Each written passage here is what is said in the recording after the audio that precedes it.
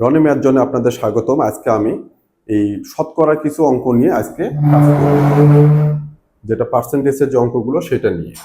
তো এই সংখ্যাগুলো এই টাইপের ইয়েগুলো সবসময়ের জন্য কেন জানি একটু ভেজাল ভেজাল ভেজাল ভেজাল লাগে, আর আমি এত নিখুঁতভাবে আপনাদেরকে বলবো, খুব মনোযোগ দিয়ে একদম স্পেসিফিক ভাবে সেটা আমি ডেলিভারি দেওয়ার চেষ্টা করব আপনাদের সাথে। তো শুরু করা যাক।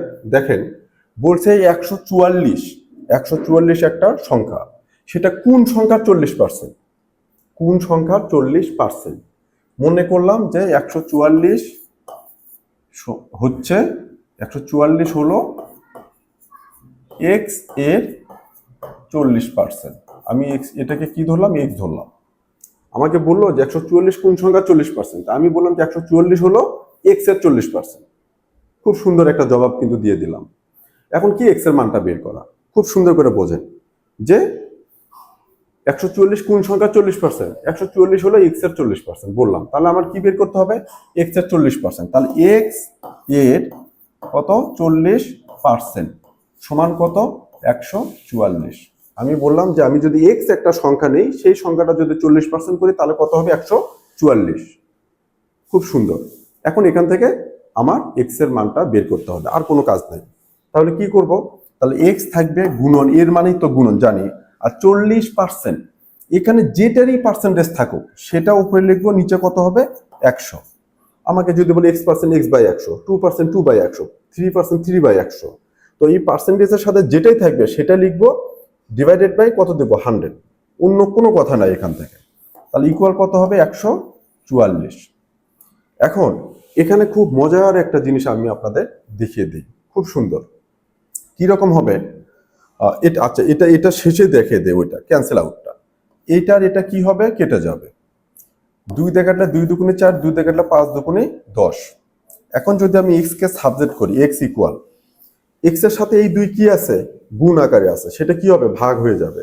এক্স এর সাথে 5 কি আছে? ভাগ। এটা যা কি হবে? গুণ।